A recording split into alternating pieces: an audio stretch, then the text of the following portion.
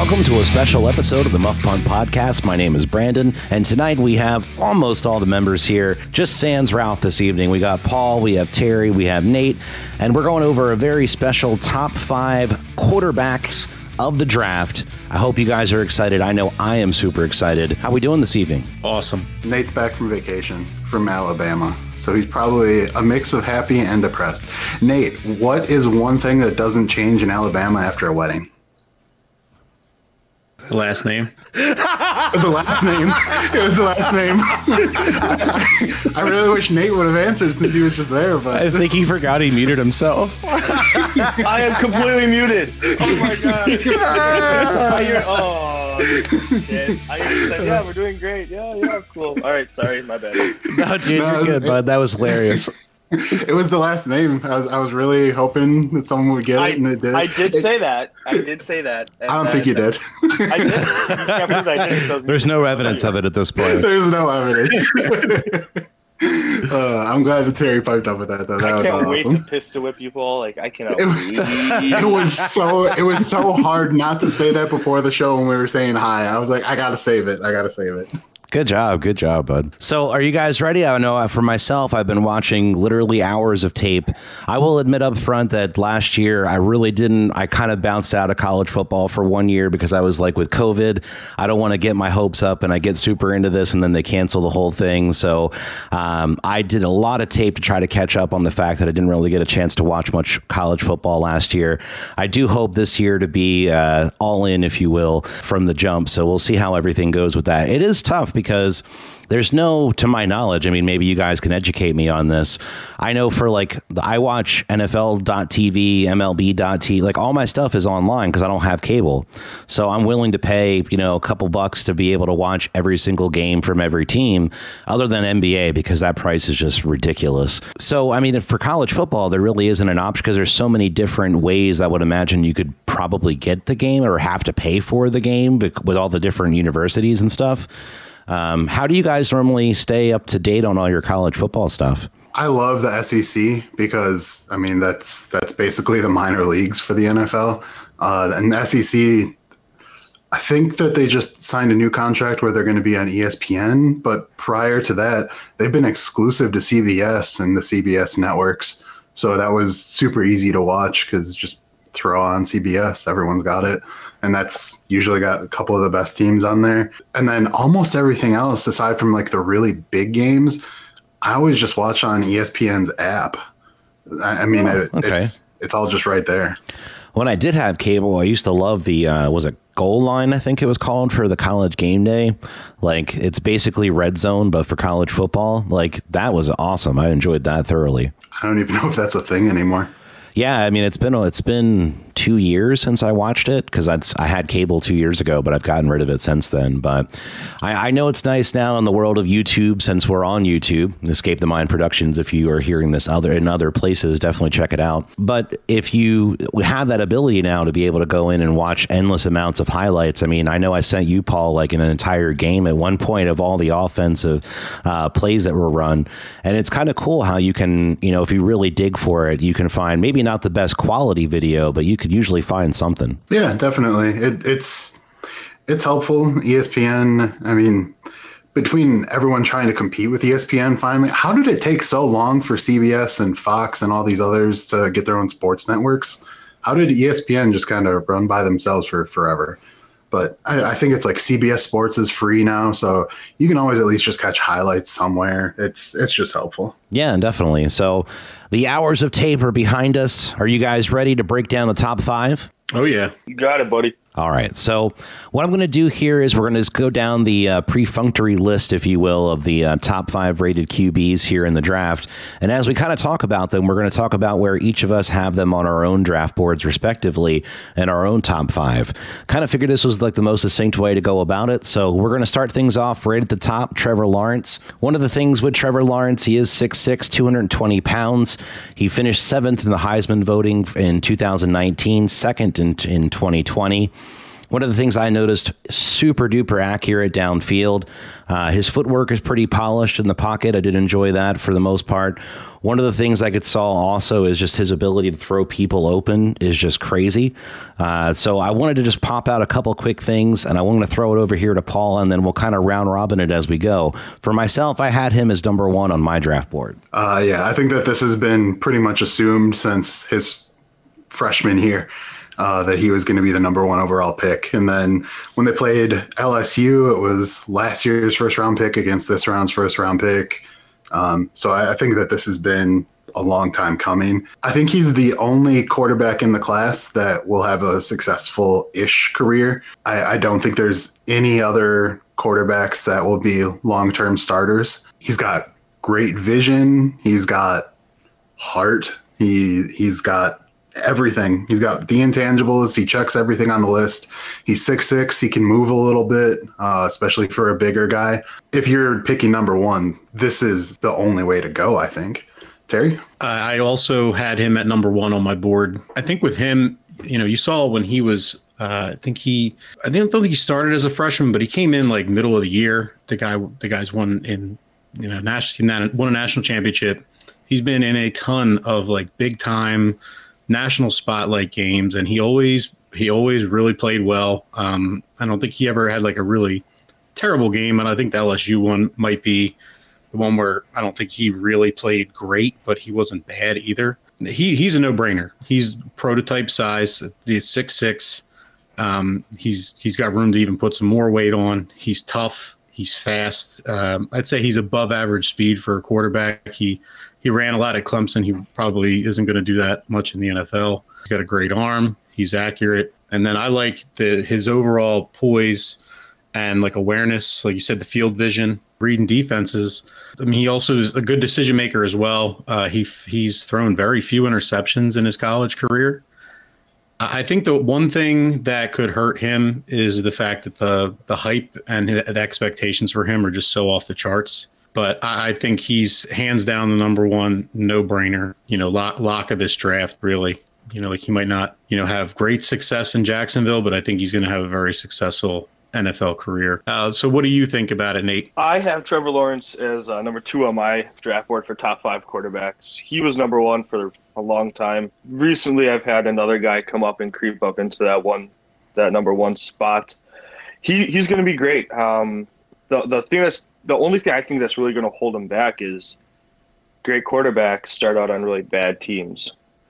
Because the bad teams are the ones that have the high draft picks to get the good quarterbacks. He's going to Jacksonville. They need a lot of work. He's going to have Urban Meyer, and that's if they don't take Justin Fields. But, it's pretty much a no-brainer. You're taking Lawrence. He has all the intangibles you want in a quarterback. He's won a lot. He's done it in front of everybody. His skill set. He has a great frame. For me, he's a little too skinny to be running the way he did in college. I think he's going to be more of a pocket passer in the pros, with maybe a couple RPOs involved. But for the most part, he's going to be in that either pistol or shotgun, throwing it out. He's everything you want. He has a good head on his shoulders. He keeps his head straight. He knows what's going on. He studies. He knows how to read a defense. He has great mechanics.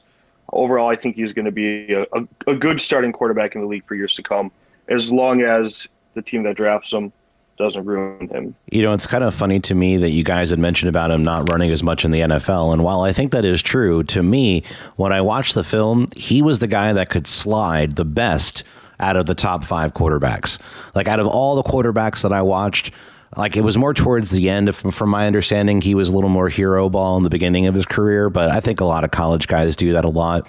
But when I actually watched him have a good slide more than one time. So the other thing I wanted to bring up too, really quick, before we run back around, is that if I'm looking at, because they always ask, like, who do you want to compare him to in the NFL? I actually felt for Trevor Lawrence, a good comparison to him was his former quarterback, the guy he replaced in Deshaun Watson. To me, Trevor Lawrence was, a very Deshaun Watson-esque quarterback. What do you guys think about that? I don't think he's going to want to get as many massages as Deshaun, but, I knew that joke was coming in there somewhere. I had to throw it out right away. Oh, God. I think he's better than Deshaun was as a prospect. I think he's got a better arm than what Deshaun had. I think Deshaun's a better runner. So I think they just have very different play styles. I think he's easily the best prospect to come out since Andrew Luck.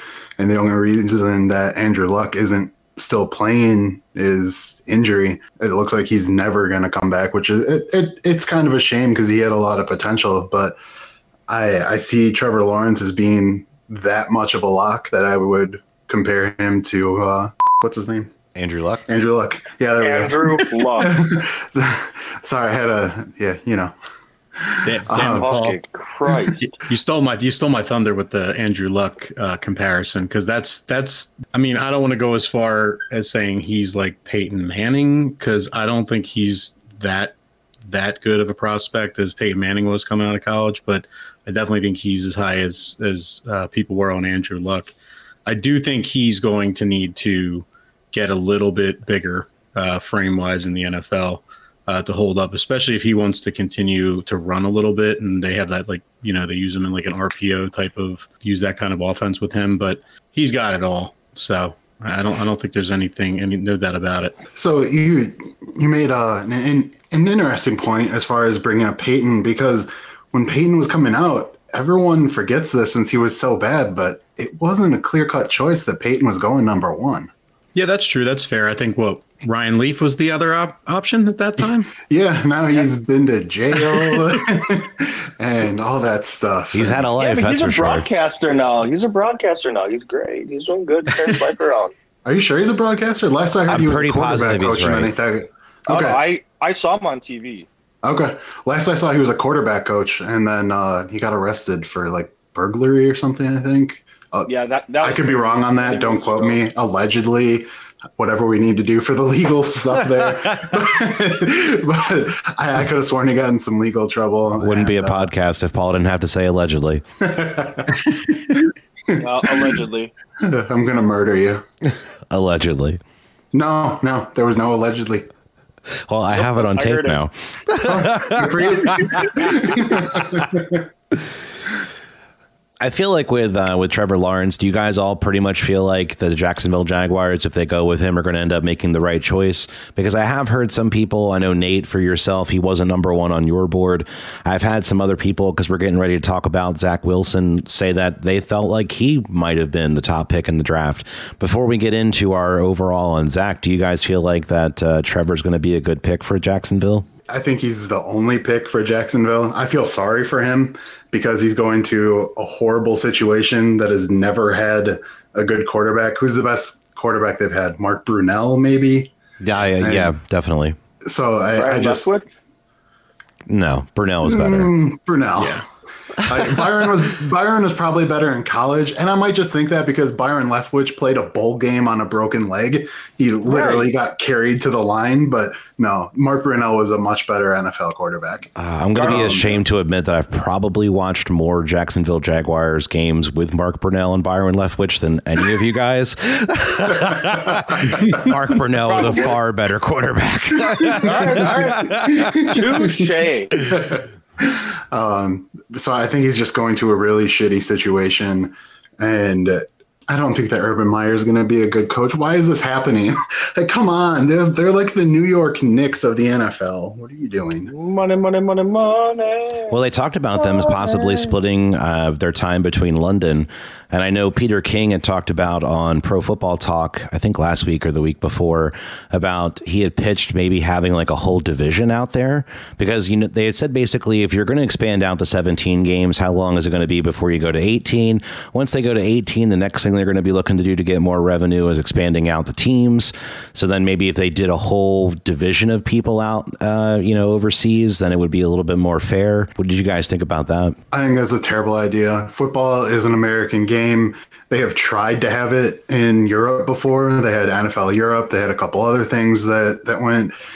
It didn't stick. I think it's a huge mistake to make these teams go out to London and do all this stuff. The time difference is huge. If you're from Los Angeles and you go to London to play whoever is home in London, let's see, what's that, 4, 6, 10 hours difference? I mean, that's just stupid at that point. Why are you doing it? I don't think that it would succeed. To me, the NFL needs to just stay local, and that's it. That's my take. I feel that I also feel like I was like one of the few people that I hated when they went over to Europe. I thought it was stupid. Doing all those London games, it's horrible. I mean, I understand they're trying to get more fans over there, but I never liked it. And putting actual teams over there for actual, having England have their own team, France have, that's stupid. It's not going to stick. And then you're screwing teams over in America when this is the National Football League, not the Worldwide Football League. It's the National Football League. It's one thing if you move it down to Mexico City or up to Toronto. I can understand that. That's okay. But when you're moving it across the pond, it's too much. And I wouldn't like it. I'd rather have more teams in the United States, even in smaller markets, than go off and try to cross the pond like that. I never would have guessed the guy from Sheboygan doesn't like change. I hate change. Okay, that's so real, but it's really true because you've had all of this in the United States ever since its inception.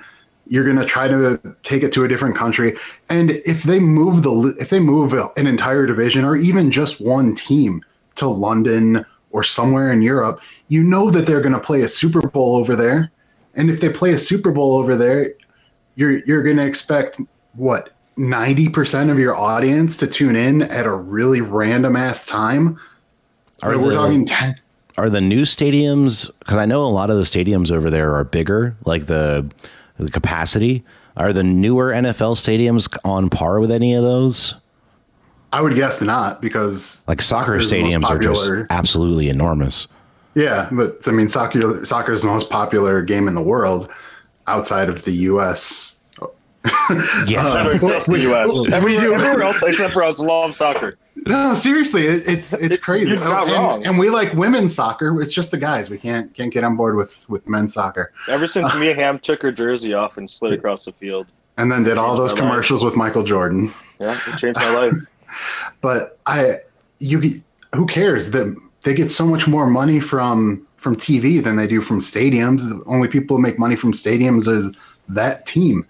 And if you're going to have a game that starts at 7, so you're going to have that game start at 9 a.m. in Los Angeles, who's going to watch that on a Sunday?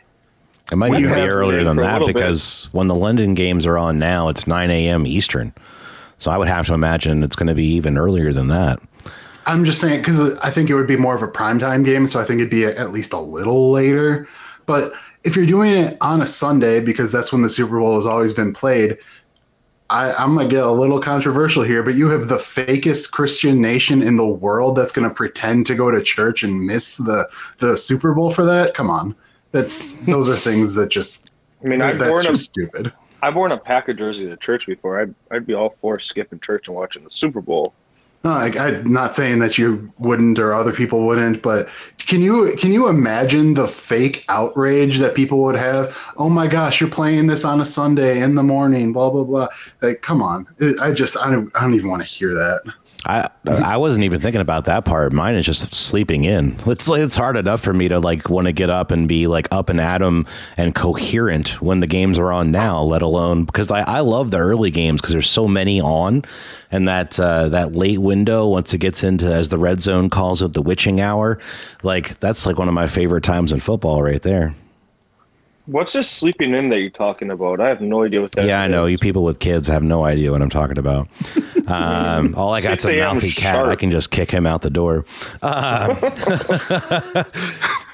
Oh man, I just got the Anchorman image of Jack Black punting the dog off the bridge. I got to see Brandon doing that with his cat. No, if I try to sleep, if I try to sleep past my alarm, my cat will literally throw himself physically against my door, wake the hell up.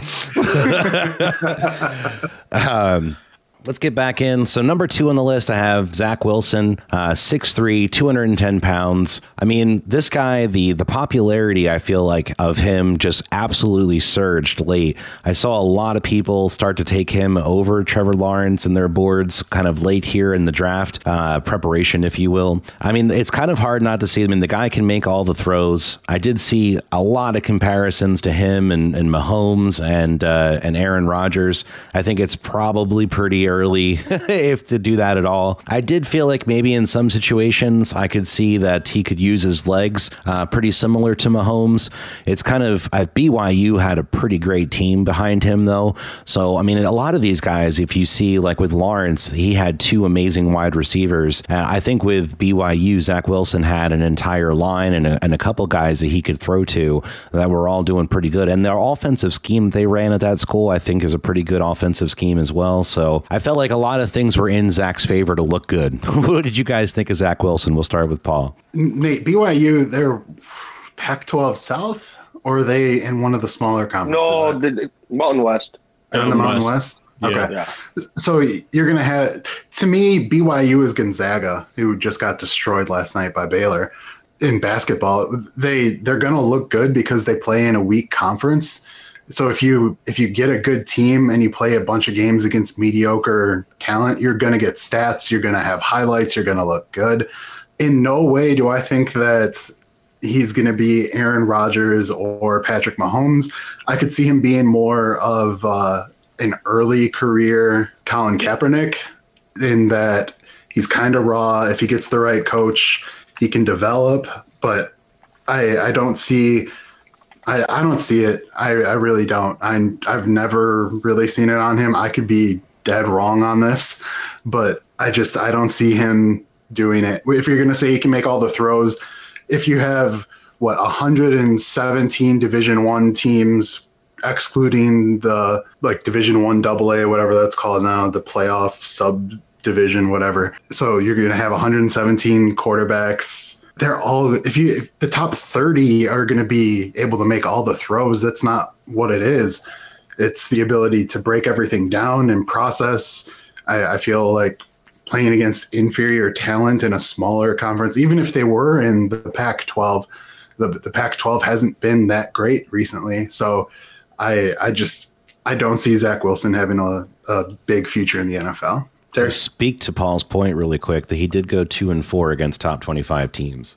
Not that good. I think so. On the pro side of it for him, I thought he had the quickest release out of any of the quarterbacks that I saw out of this this crop. And I can see where people make the Mahomes comparisons because he throws the ball at different weird angles and stuff. But I mean, I also saw a couple of throws that the guy has a cannon. He threw it on a laser 40 yards right into the guy's hand. The guy didn't even have to move. I definitely like the fact that he's mobile. Also the Rodgers comparisons, I felt like he reminded me of the way Rodgers maybe a little earlier in his career was kind of mobile in the pocket, where he could really move around and make things happen. I also question him because a couple of the games and highlights that I saw, he's playing against weaker level competition, and he made quite a bit of mistakes under pressure. He also seemed to try and force the ball at times and was a little bit over aggressive. He also would just completely disregard his footwork and just throw off his back foot and try and make these crazy throws on the, without setting his feet. So I can definitely see him having a pretty high ceiling. Did we jump into Justin Fields? I'm just kidding. But, well, I mean, he's got. Wow. They do have a lot of the same. They do have some of the same traits, I would say. But I don't know. I feel like he's a guy that definitely has a high ceiling, but I also could see him having some pretty big struggles. Plus, he didn't really play in any big games at all. With the Coastal Carolina game is the one that everybody talks about, because that was the one that they set up on short notice. He had to fly out to the game, and I think they were a top 15 defense. I think, could be wrong, and that was a pretty bad game for him. They were pretty. That team was pretty good this past season, but that's Coastal Carolina. Like until this year, I don't think anybody even realized they had a football team. That's just because of who they hired as a coach. Nate, who was it? I can't. I mean, they hired a big time coach. Yeah, I don't know his name, but yeah, I can't think of it all. A couple years. I just like their mascot. Yeah, I mean, it's just they hired a coach who knew what he was doing, and if you get a top 25 coach inside of a mid-major conference, he's gonna win the conference. Yeah, but Coastal Carolina was like they were good this year. Like I watched probably 3 of their games this year, and they didn't suck. No, they were definitely good, and I mean, but I think that BYU as a program should have easily beaten them.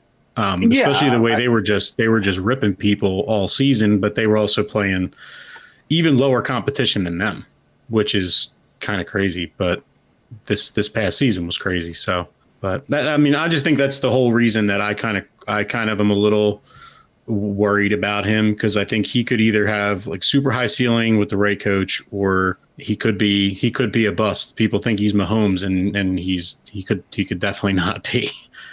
So that's it. But he definitely has talent. That's pretty much how I see it. Where do you have him ranked in your top 5, Terry? I've got him 4th because I see bust. But what do you have? I have him as 2nd, but I have him strictly based on the arm talent that I've seen so far. What do you think about him, Nate? I have him 3 on my list. It's a lowering 3. As the more film I watch on him, the lower it's kind of going. I watched his pro day today, and it was completely scripted. The guys even said, they went to Southern California for 3 weeks and worked on this with his wide receivers and wide receiver coach. I mean, he made the throws. He's a fluid passer. His handwork, he's fast to get rid of the ball. His footwork needs to go stronger down low. But he gets the ball there. He has some zip on it when he needs to. Other than that one crazy deep throw, rolling out to the left, I wasn't overly impressed with his pro day. If I had a comparison of what his career is going to be, he's the next Josh Rosen, where he has all the talent there, but unless he's at a team that's committed to him and has the right pieces in place, he's not going to go anywhere. And he's just going to bounce from team to team for the next 3 to 4 years and be out. I think another thing that we didn't bring up either is he did have a couple injuries. He had a shoulder injury in high school that required surgery in college. He also fractured his right thumb that required surgery as well. So, I mean, it is something to when you have a guy that I feel like loves to play hero ball. There was one time I watched him like completely shoulder down into a safety. And then I was surprised he did not get decimated right immediately thereafter because he got blindsided and he got so lucky the guy just laid on him instead of just completely putting his helmet in his chest. Because if that was the NFL, that dude would have got murdered on that play, allegedly. All right, that reminds me I brought him up earlier, so I don't know if you guys remember this. Nate, I think, is probably one most likely. But when Andrew Luck was at Stanford, I think they were playing USC. He threw an interception, and most quarterbacks just kind of blah, la-di-da-di-da, and don't do anything. Andrew Luck speared the safety and caused a fumble on that play. It was at that moment that I was like, all right, I can get on board with Andrew Luck. Yeah, Andrew Luck's just a different breed. And it didn't help that he was like 240. Yeah, spearing a safety is one thing. When you're just trying to like fight for some extra yards and you cause yourself to get blindsided and you have an injury history, maybe not the brightest thing to do when you're there. That's why it's like I said about the sliding thing. Like, I know it seems so silly, but like I know from Eagles history alone, like having a quarterback that can slide and keep himself healthy when he loves to get himself out of the pocket, like I feel like Wilson likes to do. I don't know if NFL teams would like him to do that much. He is a little smaller, but it's I feel like it's an integral part of their game. All right, so moving on to, we got number 3 on the list is Mac Jones. I feel like Paul's going to have a lot to say on this one. He's 6'3", 214. I have a couple things I want to add in, but I want to let Paul take the road on this one because I think you've probably watched the most Mac Jones out of all of us. Yeah, probably. Nate, did you watch all their games this year? Maybe. That's a no. So I probably did watch the most on Mac Jones then. I thought Nate would have been the only one to come close, but it's a close second. So he's one of those 1-year wonders. I mean, he sat behind a lot of talented quarterbacks. He had a lot of talent on the field. Yeah, I see AJ McCarron with Mac Jones. He's got a lot of talent on the field. But if you look at it, he has arguably the best wide receiver in the draft, maybe the top NFL prospect in the draft with Devontae. He had Jalen Waddle for like half the season as he was in and out. Not in and out. He was in, then he was out. And then they tried to play him in the championship game, and I think that was criminal because you could see something wasn't right still. But I think that Mac Jones, he suffers after the second read. If the first read's not there, he can usually move on to the second pretty well. But going to Alabama, between your tight end and your top two receivers who are going to go in the first round, plus you got Najee Harris in the backfield, there's a lot of talent on there. I would argue that he's playing with more talent at the position players than what some NFL players or what some NFL teams have, because there's 3 first-round picks right there, and there aren't a lot of teams that can spout 3 first-round picks at talent positions. So I think that Mac Jones, I've got him third on my list because I do think that he can make the throws, but he's going to have to sit for a while. I don't see him being a quarterback that can come in, play, and win right away. Terry? Yeah, I kind of feel the same way. I mean, I also think that part of it with him is, he was pretty limited as a starter as far as time-wise. I think it was only for the half a year that after Tua got hurt, and then this past year. And then like you're saying, he's got all this 5-star talent around him. So you got all these 5-star linemen protecting you. You got all these 5-star receivers and tight ends. So you've got plenty of talent around you to make you look good. I do think he does have some skills, though. I mean, I think his arm is a little lacking. I don't think he's got great arm strength. But as far as from what I've seen on him, his accuracy when he is, when he has time, he's very accurate with the football. Like you said, I think he seems to read quickly, but he always seemed to have his first or second option always open. So he didn't really have to look around too much. And but he would put the ball on the guy and, was good with the anticipation and timing, which is, a lot of NFL teams, that's what they're looking for. He did play through a tough conference and did have good season this past year. But I'm not so sure about him in the NFL. I definitely feel like he's a bit of a project. I think he's going to have to sit a little bit before I don't think he's going to come in and light it up right away. So I don't think he's a day one starter for a team. Even if he gets picked at 3, I don't know. That's a tough call. What do you think about him, Nate? I have him number 1 on my list. No, I literally think he will have a better career than Trevor Lawrence. Can we put like Legend Larry's on this or something? Yeah. What do you want the bet to be? Loser pays for dinner. Well, I know, but what's the bet though? Like, I understand who the better quarterback is. How long? Rookie year, sophomore year, like. First contract, well, first 5 years, because they're both going to be first-round picks. And we're going to go on stats or accomplishments? I think it'll be pretty clear to see who is the better quarterback. All right. So if you really have to argue it that hard, then I think we already know. No, I want to make sure I got what's, No, I don't mean about the bet. I mean, like, at the end of all this, if you have to argue one guy, like, is better than the other that hard, I think we'll know the other guy is really the better dude. So we'll figure it out. Yeah, no, let's do that. Let's do some legendaries. All right, I like it. And like a few drinky poos in there too. Don't forget. Oh yeah, like those. Yeah, the whole meal, whole dinner. But no wives. No, can't do it. They got to pay for themselves if they're going to be there. No, they can't come. Even better. Yeah, even better. One of the things I think with Mac Jones, when I look at him, I had a couple different things. I know a lot of people said Tom Brady, and I think that was partially because Belichick, I think, was at his pro day, if I remember correctly. To me, it's like, would Kirk Cousins be a little bit more of a fair comparison, would you say, with Mac Jones? I think Tom Brady is about as fair as you can get. You think he's... No, I mean, because I think the Tom Brady thing is if you look at like comparison wise with like the dude's got a dad bod. The guy is not like the most. What's wrong with the dad bod, man? I think if you look at the top 3 guys we've already talked, if you look at the top 6 quarterbacks in the draft, Mac Jones is probably the least in shape. I would venture to guess he is the least in shape. Gel in his hair every day. Dude, yeah, man, you got to carry that around every day. Get you a little bit faster off the go, you know?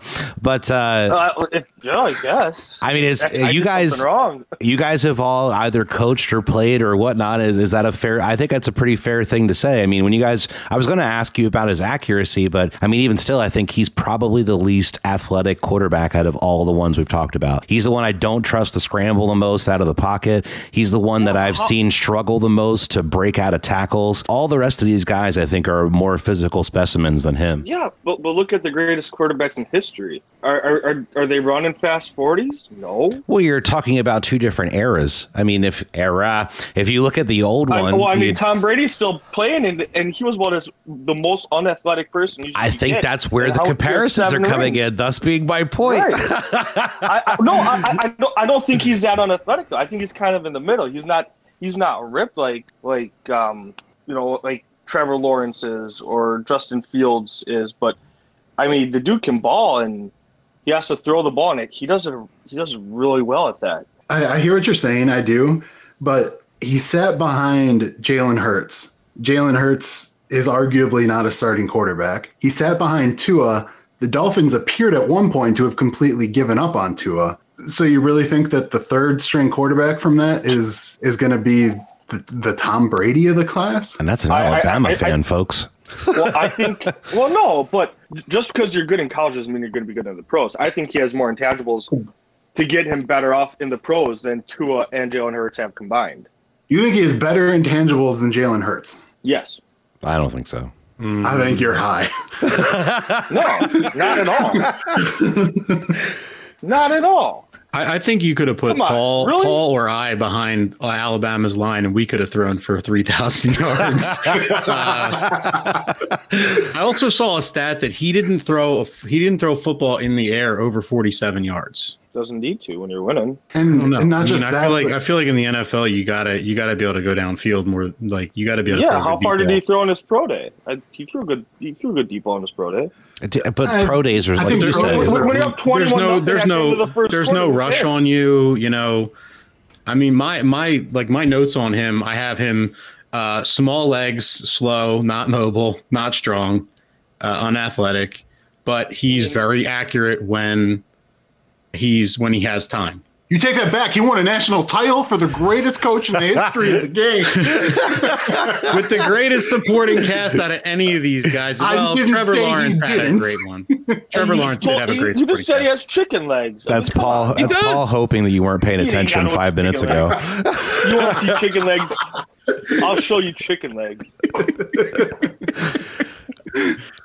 Dude, I don't think Terry's off base there. I really don't. That was my thing with looking at all that. I mean, I watch these other guys like Justin Fields specifically, who we're getting ready to talk about here in a moment. I mean, hell, let's just go into. I just feel like that's like we're talking about 2 different eras of quarterbacks there. I don't think we're talking about 2 quarterbacks here, but okay. Well, yeah, fair. I see what you did there. I think we got a quarterback and a running back. See what happens. No, Nate, I'm saying that Mac Jones is a quarterback. I'm saying Justin Fields is a running back. I say Justin Fields is going to have a terrible career. Well, hey, let's get into that. So Justin Fields, 6'3", 227 pounds. I think some people, I don't know why, have him much higher up on the board. For me, he was down towards the bottom, but we'll get into that in just a second. I do feel like out of all the quarterbacks, he's probably the best athlete. To me, one of the things that I heard about a lot as of late is just his questionable work ethic. I know for some guys that, when skill comes to you easy, maybe you don't have to work for it as hard, but who knows? It's also going to be tough coming when you play at Ohio State. If you talk about like Dwayne Haskins or Cardale Jones, is this guy going to basically fall down that same line? I don't know. His arm mechanics to me are pretty sloppy. They're pretty all over the place. I think what Paul said pretty much sums it up. I mean, this guy could be a running back. He could be a tight end. I don't know how his hands are for catching goes, but what did you guys think about Justin Fields? So Justin Fields, he's my 5th. He's my bottom as far as the top 5 go. He has the same issues that Tua had in college. And when I watched Tua in college, I never thought he was an NFL quarterback. He kind of runs around, he makes herky-jerky motions, he throws, and I think that just because of the athletes that he has versus the talent in the Big Ten, he's going to have a lot of highlights. As far as scrambling goes, by far the best scrambler in this class, but you don't want a running back, you want a quarterback. I don't think he has any vision. I don't think that he played any real defenses. The closest that I can think of was this year, maybe Indiana, when they ended up losing that one game. Justin Fields was the only guy when I was watching tape that I would be watching the play and I'd see two guys open on the left side of the field and I'd be like, where the hell is he looking? Like, I couldn't even tell you what he's looking at. And there's two guys wide open. So he's Mitch Trubisky 2.0 is what you're telling me. No, he's a way better scrambler than Mitch ever was. In order, my notes are great scrambler, no vision. So that's the second thing that I had. And I mean, all of his great throws and good long pass plays, they were all on broken plays. And I mean, growing up being Wisconsin, bred and everything, and living there and watching the Badgers play year in, year out, the Big Ten does not have secondaries unless you go to Ohio State. Iowa, Wisconsin, they have great pass rush. They've got great linebackers, but nobody in the Big Ten outside of Ohio State gets the athletes that you need in order to give a quarterback any real pause. So if you have the better athletes and you can run around for a while, someone is going to get open. As Brandon said, at least two guys were open that no one knew where. And it's not even like he checked it down or anything. It was like two guys wide open, and then he just took off running and got stuffed. And I'm like, what the hell are you doing? So his best plays are not scripted plays, and that's what you have to have in the NFL is the ability to make those scripted plays. You can't play backyard football unless you're Aaron Rodgers and you have wide receivers that understand what they're doing. It's a recipe for disaster. He's going to go the same route as Terrell Pryor, Justin Barrett, Dwayne Haskins, Cardale Jones. I mean, Ohio State cannot produce an NFL quarterback because they're the big fish in the little pond. As much as I hate to say it, the times I cheer hardest for the Badgers are when they're playing against the Buckeyes, because those upsets, as rare as they come. Nate, I'm sure you remember this when Terrell Pryor was there and they were ranked like second and the Badgers just destroyed them. Number one. Were they number one? Mm-hmm. Yeah, that was a great game. It was great to watch, but the Big Ten does not play the style of football that is currently being played in the NFL. So you went there. He first went to Georgia. He couldn't beat out Jake Fromm. Jake Fromm, I don't think, is going to end up playing a single down that matters in the NFL unless someone gets hurt. So if you can't beat that out, and instead of going to a real conference, you went to the one school with a conference that has a really big name and a lot of money, and you did okay. Terry? I think it's a fair assessment on him. I mean, I have out of my notes, he does have plus arm strength. He has plus awareness running the ball. I thought he can be poised at times. He's definitely a dual threat, dynamic playmaker. I think he's got good size. Obviously, he's got elite speed for a quarterback. I think he's tough after seeing that hit he took, that guy from Clemson that basically crushed his ribs and then he continued to play. I thought that showed a lot of toughness in that for him to do that. So I think his ceiling could be really high, but the notes that I had on here, as I said, he needs a really good quarterback coach in the pros.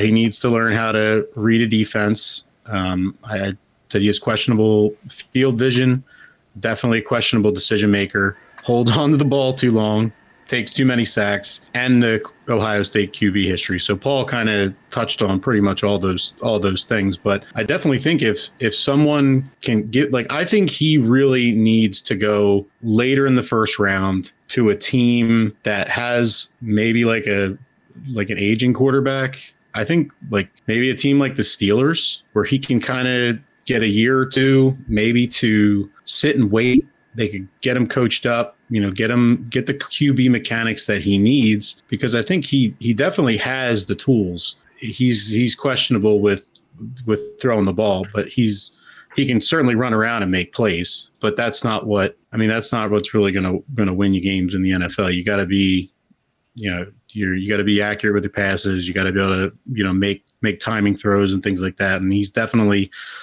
struggles with that. So that's why he's down the board on that for me. I have him at 4, but just because of the possibility that could be there with him.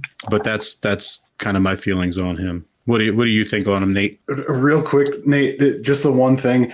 As someone, because of Ben Roethlisberger, who absolutely hates the Steelers with every fiber in my body, the thought of watching Dwayne Haskins and Justin Fields on the same roster trying to compete for the backup of the backup, that's just so amusing to me. Thank you. I don't think that I've been that happy with a football image in a long time. Outside of the Watt brothers and Troy Polamalu, along with James Harrison, because I don't know what that guy is, but he's not human.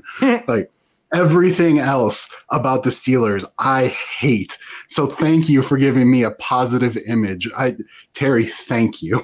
Oh, go ahead. You're welcome. So yeah, for me, Justin Fields he doesn't like to compete. He likes things being handed to him. When it's handed to him, he does okay. He did a good job on a really good team. They got to the national championship. He's okay. I'm not high on him. I'll never be high on Ohio State quarterback. So what he's going to have to do is he's going to have to go in. He's going to have to work on everything. His mechanics, his sight. He's going to have to work his way, improve his way to get to the top, because I don't see it happening. He's number 4 on my list, but he's also falling. The guy I have at number 5 is really rose up. For me, I'm not a big fan of Justin Fields. I don't see him really going anywhere. He's okay. Yeah, for myself, I had him an honorable mention on my list. I just really feel like it's the writing's on the wall there. But I mean, he could, if he goes to the right team, like Terry said, where they can kind of sit him for a couple years, maybe, and be able to fix his mechanics and actually work on him, then I feel like the skies could be the limit. Because I mean, the guy is an athlete. It's to me, I feel like it's the writing's on the wall there.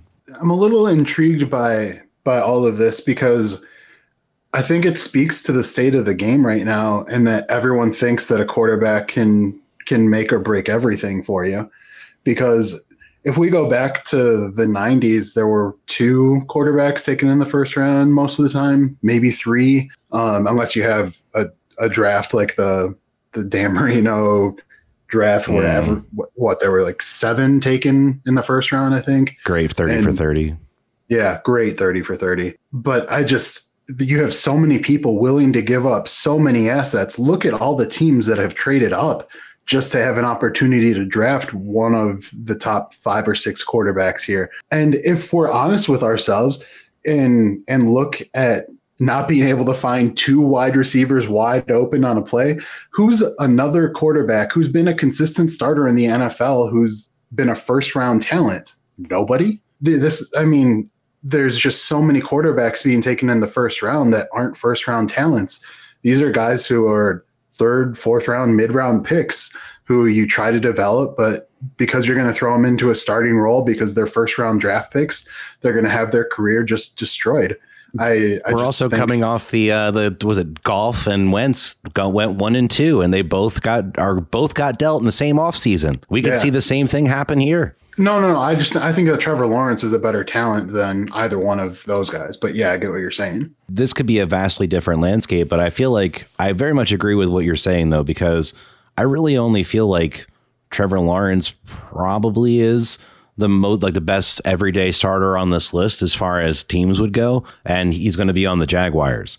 I feel like all the rest of these guys could be a huge, gigantic question mark. I mean, which is what makes it fun to kind of look at the tape and stuff. I wouldn't be surprised to see any of these guys just be career backups from 2 down. Yeah, no, I'm 100% on your side for that. For me, it makes you kind of look at Bill Belichick and Tom Brady, because Brady has always been the quarterback to take less money to get more weapons around him. Belichick has always been the guy to cut you from the team a year, probably too early, just so he doesn't have to pay you quite as much and get working on the next project. And you've got all these other coaches that are just running around trying to chase the best quarterback and throw them in the playoffs and hope you can win. And Brady having 17 NFL Super Bowl rings, I mean, you kind of see which method works and which doesn't. And I just find it very intriguing that no one seems to be catching on to this yet. You can't just pay one player 20% of your salary cap and expect to win titles. Yeah, I mean, it definitely seems to be the way that it's working in the current NFL for sure. I think once things open up a little bit more with the salary cap, you might get to see a little bit more of like a dream team situation because you'll have so much more wiggle room. But if the QBs continue to eat up as much of the pie as they have, then I mean, it's going to continue just down the same road. I really see it going down the same road where quarterback contracts just balloon with the new salary cap. And then I think that you're going to have someone be smart enough when Tom Brady retires that he's like, look, I might not be the most talented quarterback, but I've got one hell of a work ethic. I know what I'm doing. I can make all the throws. I'm going to take a little bit less money and marry a supermodel who makes $100 million a year. And I'm not going to worry about my finances and I'm going to go chase some rings. I just think that someone has to realize this. And I don't blame the players for wanting as much money as they want.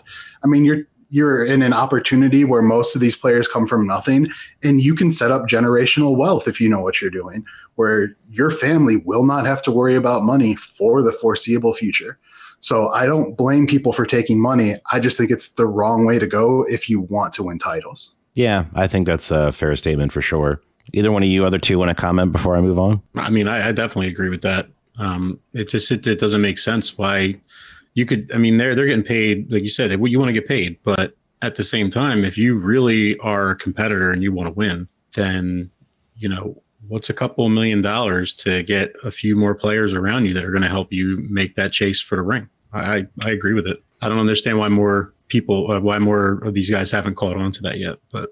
I think as more guys find themselves in, not favorable situations with franchises, that might change a little bit. But I think it's just as likely as to continue to balloon. So fourth one up on my list was Mr. Trey Lance. He is 6'4", 226. Basically didn't play last year because of the big C. One of the things that I really felt like with him, we talked about with a lot of the other guys, was to me, he was a pretty one-read guy for the most part. Quite a few times I would see him just kind of, if it wasn't there, he would just kind of take off. He is a pretty dynamic runner, though. He's a big athlete. He only has about 318 pass attempts under his belt. So he's still a little rough around the edges, I think, overall. I'll be kind of interested to hear what your guys' thoughts are on Trey Lance. Yeah, so he's my number 2 here. I think that he's the one that has the most upside outside of Trevor. He only has 17 starts. I watched a lot of film on him because I didn't watch any of his games live because I don't watch Division I AA football that often. So it was very interesting to watch and kind of see this. I think he has possibly the most talented arm in the draft. He throws, and when I say that, maybe not the most talented because I think you have to throw accuracy into talent, but I think he has the strongest arm in the draft. He's throwing frozen ropes 40 yards down the field that are 7 feet off the ground. I mean, the wide receiver doesn't even really have to stretch his hands out that much to catch the ball. But I think if we're going to call out the Mountain West as inferior competition, then we're going to have to also call out an entire subdivision worse with your talent. I mean, it's easier to stand out if you look really good. I mean, Carson Wentz looked great at the same school and won some national championships there. How'd Carson work out in the NFL so far? He had one good year. One good year. Yeah, not really. No, he did. 17 was a really good year for him. But yeah, outside of that, it's been not so good. No, I really like you calling out the first read not there and then running because I think he's got tunnel vision. So I think that if he gets in a game, I think he could throw 5 interceptions because if you get those DBs back there and you get that ball hawking defense, they're going to read that so easily. So is he going to give Peterman a run for his money? He might. It's going to be close, and you don't want to win that. I see. I mean, he's like Ryan Fitzpatrick in the bad games bad sometimes. So, like I said, great arm strength. He's got a real inconsistent deep ball. So I'm a little worried about his accuracy, and I think he's got to mature quite a bit just as a player having played in D1 AA, but he to me has the most upside. But like I was just saying, I don't think that he's a first-round draft pick. I think he's a third-round draft pick that you let sit for a little while, get him with a good quarterback coach, watch him sit behind Ryan Fitzpatrick, any veteran quarterback. I think that I think a really good one would be Alex Smith, although I'm pretty sure Alex Smith just signed with the Jags. But I think you get him a vet, you let him watch, you let him learn, and he'll do real well. But that's not going to be realistic. That's not going to happen. So he's going to end up being a flop to me as well. Terry? The Green Bay Packers select. No, I'm just kidding. Why would you do that? Why would you do that? I would shock myself in the face. No, I wouldn't. Don't even. No, I wouldn't do that. You know what I would do? Now.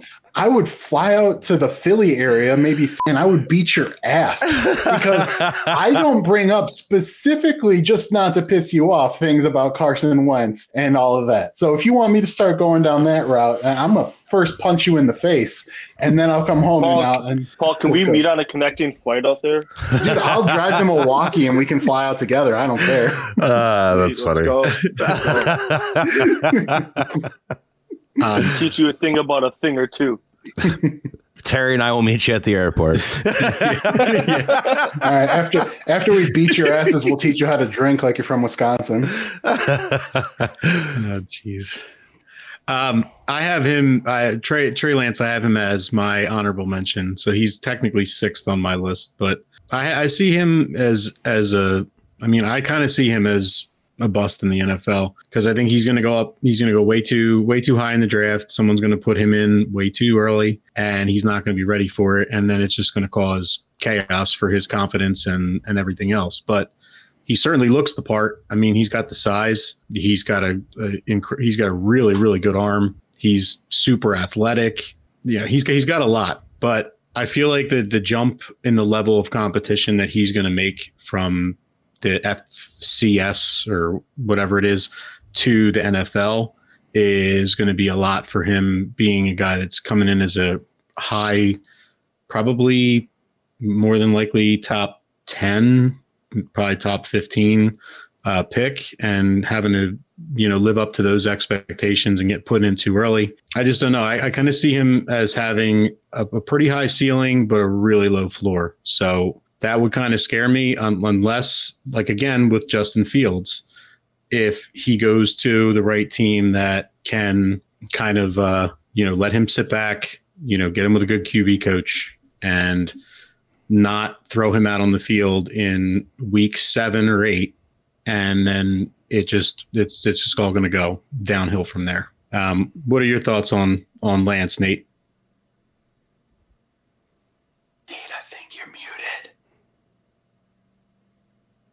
Damn, I was again.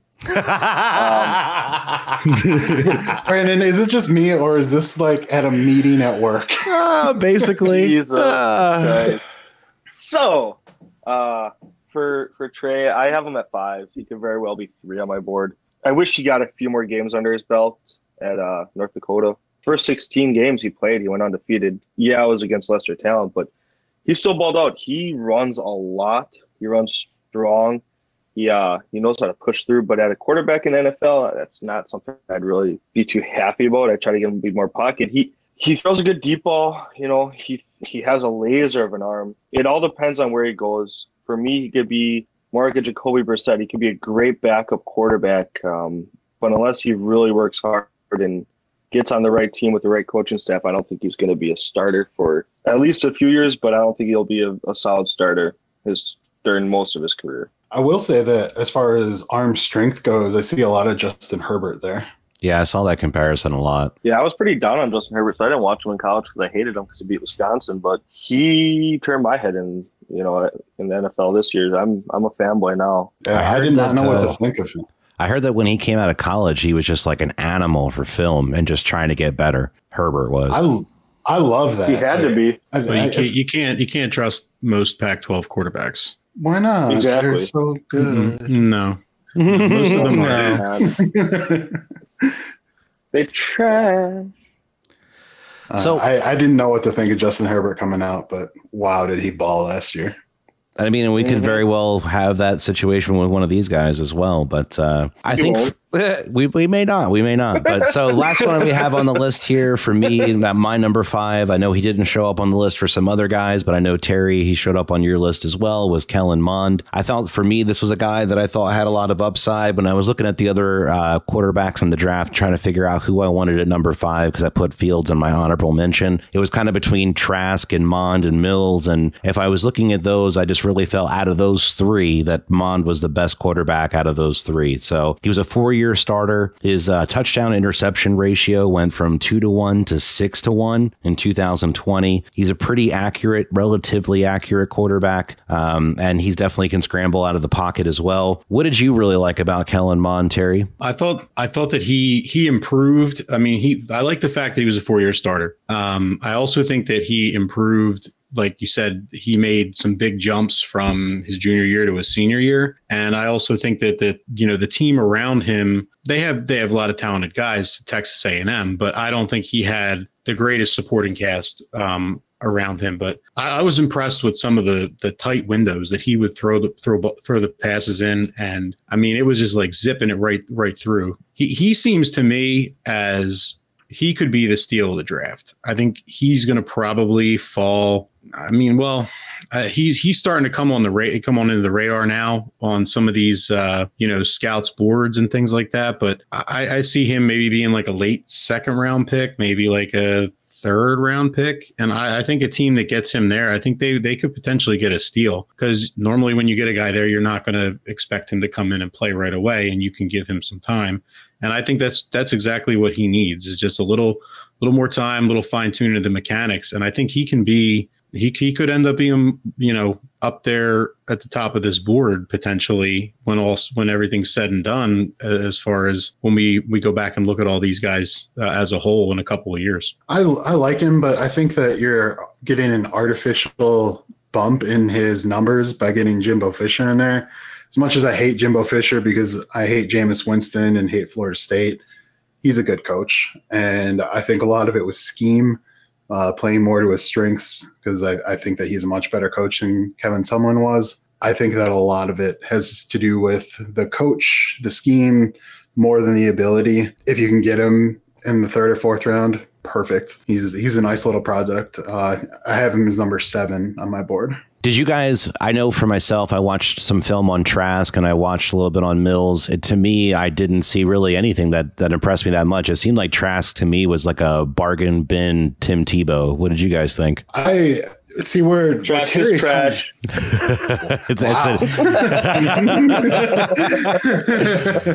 Where Terry's high on Kellen Mond, I think I'm just as high on Kyle Trask as being the steal of the draft here. If you get him in mid-round pick, let him sit for a couple of years.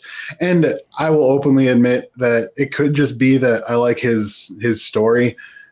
He didn't start in high school because he didn't fit the scheme that his high school coach ran. So he was a backup. He threw, I want to say 9 or 11 touchdowns and for almost 1,000 yards his senior year. So he came in for mop up, and that was about it. The kid who played in front of him, I think went to Iowa State, but he went to Florida for a camp, and he outperformed all of the quarterbacks that the Gators had on their radar. So they offered him a scholarship, and he was a backup. Ended up coming in. I think he's got pretty good arm strength.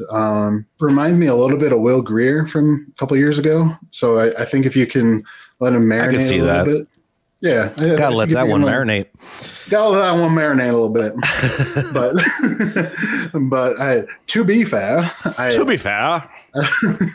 think that he could be something that turns out to be a kind of a game manager quarterback down the road, or a solid backup. Either one of the other guys? No. You're really going to call the guy trash and not back it up at all, Nate?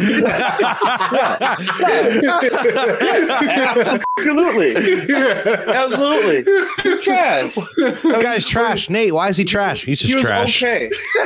He's trash. He's trash. Trash is trash. I mean... He's trash. Nate, why? Nope. So the first comment I get that's like Nate's trash on this show, I'm just going to let that bitch slide through.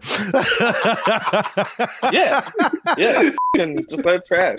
You know what? Alex is probably going to freaking comment on that right away. And guess what? I'll come back saying Alex is trash, so it.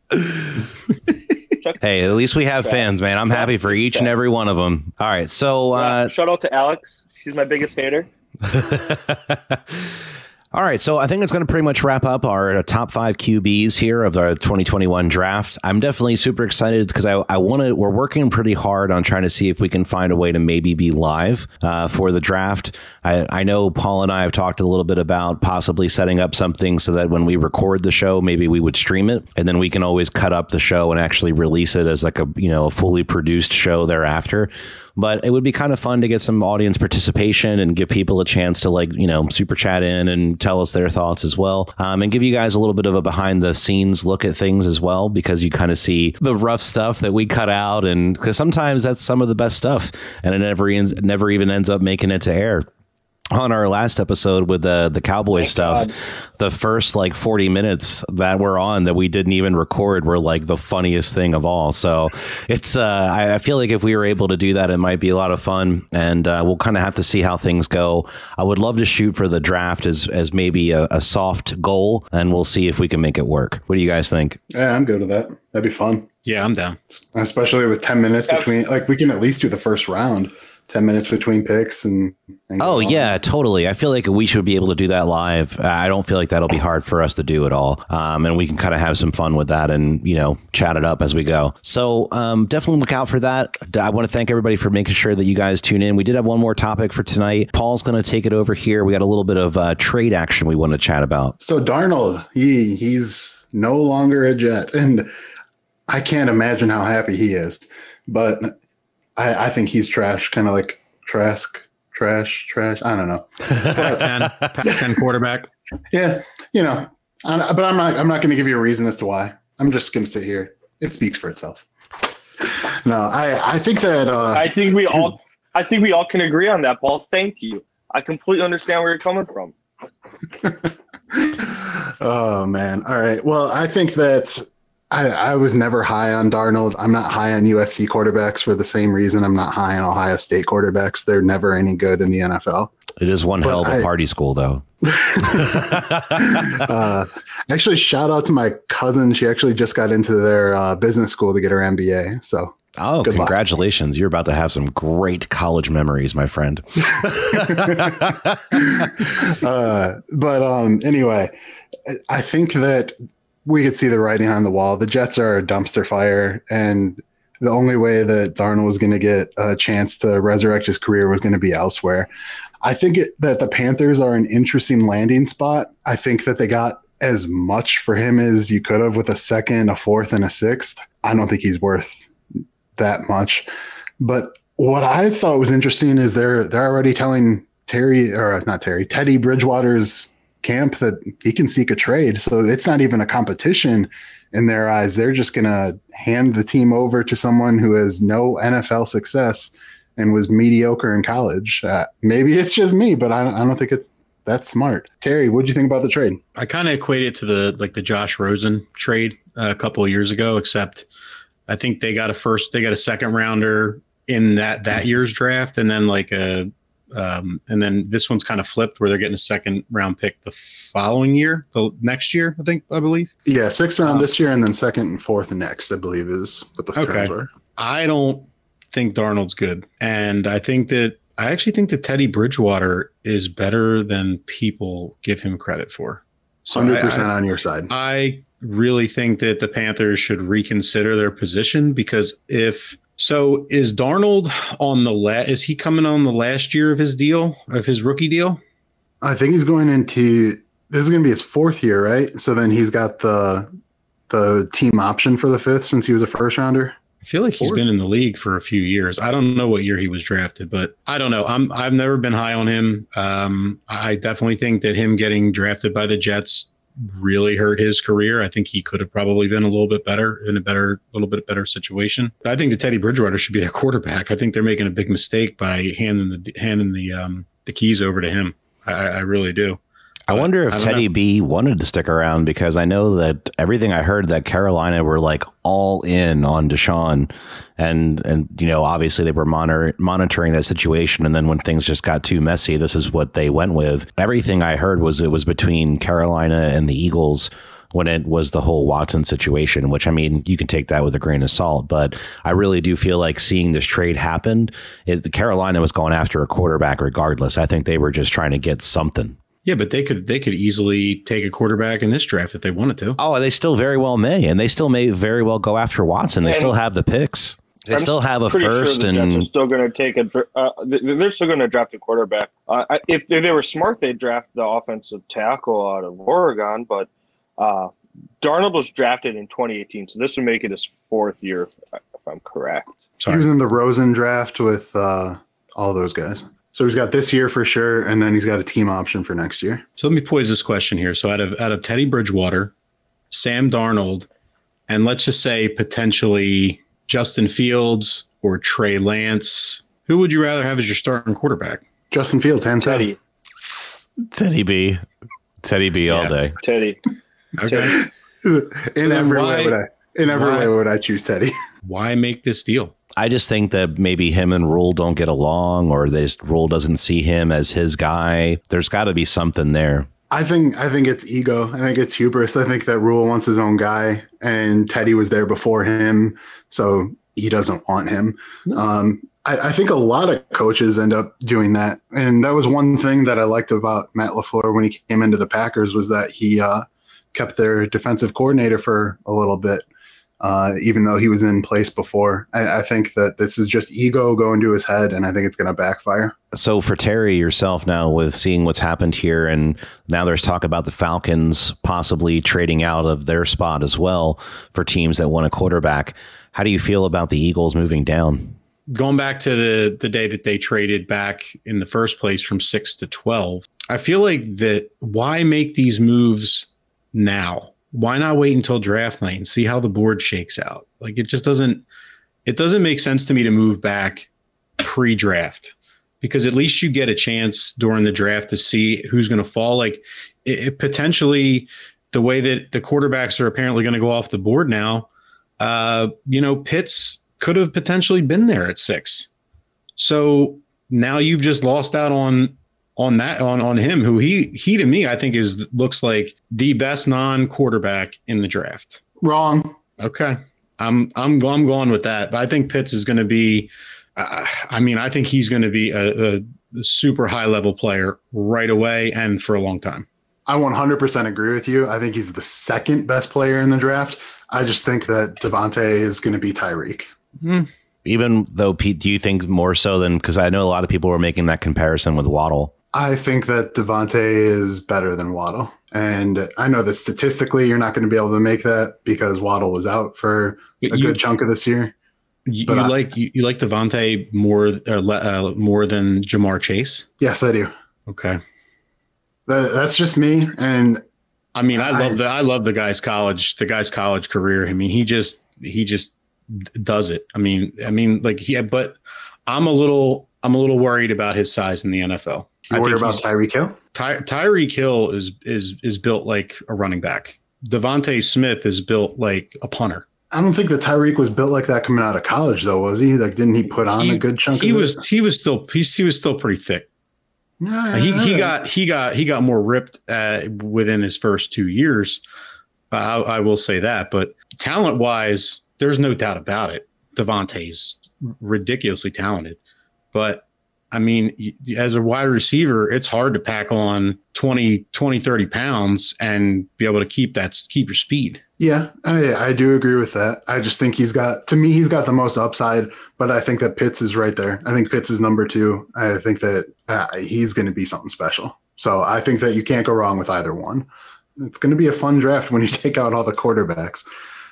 What did the Eagles get for the 6th round pick? They got 12 and what else? A number 1 next year. A number one next year, and they got the Dolphins number 1 next year, and then basically they swapped. The Eagles moved from the 5th round to the 4th round, and then the Dolphins switched places with them. Basically, they swapped 4 and 5. The big thing that they make out of it is now they potentially, with the Wentz trade, I believe, would have 3 first-round picks next year. Correct. To me, that's worth it to move back a few spots, because I think you've got 3 really good receivers. You've got teams that are going to make a run on 4 or 5 quarterbacks. You got Pitts, you got an offensive tackle. So I think you're still going to get someone super talented at 12. And now you just added in an extra pick. And one thing that is, I'm kind of in the minority here, but I don't think first round picks are that great. I think so many of them turn out to be busts that I'd rather have more of them than have higher ones up the board. Well, I saw a stat when the Eagles made the trade. I was pretty pissed, and then I was thinking about it, and then some guy was on the radio talking about. So they were saying basically the difference if you look at like the draft overall, from the difference between the 6th pick and the 12th pick on how many, games and stuff like these guys have played in their entire careers and how many like Pro Bowlers there are at 6 versus 12. It's not that much of a difference, but to me, I just don't understand making this deal a month plus ahead of the draft. I feel like you make that move on draft night once you see if your guy's there or not. If he gets picked ahead of you, fine. Because then the Dolphins can move back up and get whoever they want at 6, and you can move back, get your first round pick next year. I mean, the capital isn't going to change on draft between now and draft night. I mean, there's some things that can happen, but it's unlikely. Maybe they felt like another team was going to allow them to move up. That wasn't going to be the Eagles. Yeah, that's what I was going to go is. I think that the desperation is still there for those teams that want to move up, that someone's going to give it away. And I think that getting an extra first round pick next year, when this is, I mean, I think as Eagles fans, you guys can agree, this is going to be a throwaway year for the Eagles, unless the NFC East is just that bad, because you're going to have the huge cap hit from Carson. So I think adding in an extra pick for next year, that's an extra first round talent. I don't think that that's a bad play. It's probably going to be a top third of the draft, a top 12 pick or so, because I don't think that they're going to get much better from 1 year. I mean, and that's kind of what everybody's talking about would be the way that they would end up landing a quarterback through trade, which is still mind-boggling to me that after all this, they would still try to do that. But I don't know. For me, the most interesting thing is, I mean, you've had Trevor Lawrence out there for a few years. You had Tua for a few years when he came back and won the national championship. Nate, you probably pay as much attention to college football as I do, and versus the other guys. Is there anybody you can think that's going to be available next year that's heads and shoulders above the rest of the quarterbacks in college? I mean, the few that I've been watching for the last couple of years, this is the year. So next year I'm going to have to reload and really dig in. I don't see anybody that's going to be, like a shoe-in like Trevor Lawrence is, But every year then, Burrow, we didn't see that coming either. Look at Joe Burrow. So every year you always get a couple that kind of pop up. So I don't know. I would rather have 3 draft picks for next year. The Eagles, like you said, are kind of screwed this year with the draft, with the salary cap going down and having to pay Wentz all that money.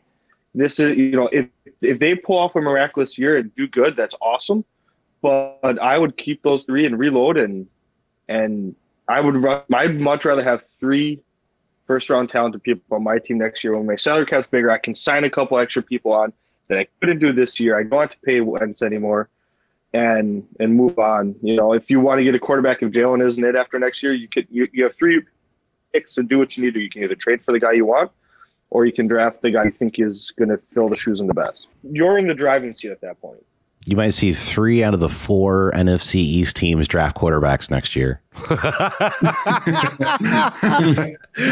That's true. You might see the 4th try to trade. Good possibility. Yeah. What about the? And they could go 1, 2, 3, and 4. Yeah, it's possible. How bad they are. What about the? I don't know if you've seen this, Brandon, but the fact that like there's still rumors swirling about the Eagles are still like figure out a way to get Russell Wilson. Yeah, I saw that. That was kind of their backup, I heard, to the whole Watson thing. And then when that got messy, they went to Wilson. I don't see it just because of his age. and how much money they would have to pay him. I don't really think his wife would be cool with him coming here. I mean, maybe you would get a few more opportunities in the entertainment industry in Philly than you would in Seattle. I would assume, I guess. I don't know. Maybe just because of proximity to New York, but ESPN just posted, Carlos Dunlap says Russell Wilson told him he's here to stay with Seattle Seahawks. I'm sure that's what Russell wants ultimately, but everybody made a huge deal out of him sitting next to Goodell during the Super Bowl and just looking like a kid that just wet himself. Like, he was so angry just sitting there not being involved in that game. And I heard there was like a lot of talk in the offseason about how he wanted to improve the offense, and apparently Pete Carroll didn't really agree with him. So it's going to be interesting to see what happens with them next year. Yeah, I don't know. I wouldn't personally trade for a quarterback that's that old. He's got too much mileage on the tires. So he's great. He's going to have a few more great years, but in order to land Russell Wilson, who's a perennial MVP candidate, I mean, you're going to have to give up 3 firsts and something else maybe. It's just not worth it to me. I mean, he would absolutely be the best quarterback in that division immediately, but for like, what are you going to get? 2 more years healthy out of him?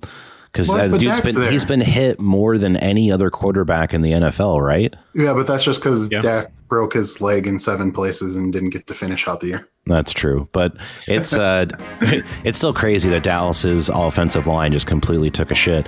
And to wrap up here, Paul, I've heard that you might have a chance at another Cowboys fan. Oh, really? Apparently, I think it was on Terry's Facebook page. We had a Cowboys fan that was begging to come on the show and defend them boys. Terry, do they understand football this time, or is it one of Brandon's friends? I can vouch for this guy. He knows football. Okay. Him and I have been friends since the 6th grade, and we're in the same fantasy football league together. So he knows what he's talking about. All right. He would be a much harder sell than the last. Is a sell the right word? Because I feel like just out of he's not you're not gonna go to change his mind. I can guarantee that. But no, that's funny. He knows football, and he's a realist. He's a realist. He would tell you that obviously it hasn't been. And I feel like that's been good for them. So and that's the one thing I'd have to talk to Paul about, because I feel like it's going to be hard to not have. I mean, obviously you could always want to have a more spirited discussion when it comes to sports stuff, but I feel like it's tough with that, because I feel like it's going to be hard not to have a similar conversation of, yeah, they've sucked for the last 20 years, they're going to suck for a little while longer sort of conversation. Like, I want to figure out and maybe hash out how we can have it a little differently. So we can talk about it, and maybe we can talk to your buddy and we can kind of figure out what'll be the best way to tackle it, so we're not rehashing the same thing. But I feel like there's still space in there for us to flush out. What do you guys think? I think if you get someone with a little bit more game knowledge, where you can sit down and talk about like the Herschel trade, because I mean, Jose wasn't big on that, but I think that the Herschel trade is the biggest trade in the history of the NFL. He did say his favorite Super Bowl was the Cowboys and the Giants. Yes. But you know what, man? And that's the thing, is it's tough, because when you're having anybody come on and basically face 5 of us, and you're on unfamiliar territory. It's not like he was on the pod before. And it was the same with if the other guy comes on too. You got to have a little bit of deference to the fact that it's really stressful to have to come on here and remember stuff and like be on and all that. I mean, sometimes I'm not even always the greatest on the show, so it's tough to like. Sometimes. Yeah, hey. Terry's clearly number 2 on the show. So when it comes to Eagles stuff, I don't forget Eagles stuff, but the rest of the league is a little tougher to remember. So yeah, man. So that's why it's like I'm not gonna. On the bottom of the list. Damn. I love all of you for not saying a word in response to that. Thank you so much. All right. So I think that's a great place for us to wrap up this particular episode of the Muffed Punt Podcast. Nate's going to try to do better next week. And, we'll continue to persevere on with him here on the show. No, I'm kidding, bud. We love you here. What just happened? All right. Well, just make sure you hit like, make sure you subscribe, and we'll definitely be back again next week for much, much more. And thank you again for tuning in to another episode of the Muffed Punt Podcast. Take her easy now.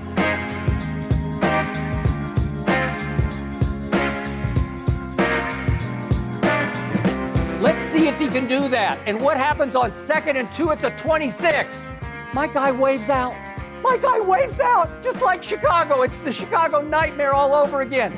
Zeke waves out. Take me out, coach. Oh, we ain't gonna talk about this. Take me out. It's my turn. It is. You told me it was my turn. You can talk all that you want to, yell and scream. You lost. It is my turn. You lost the game. It's my turn. Take as long as you want. You still lost.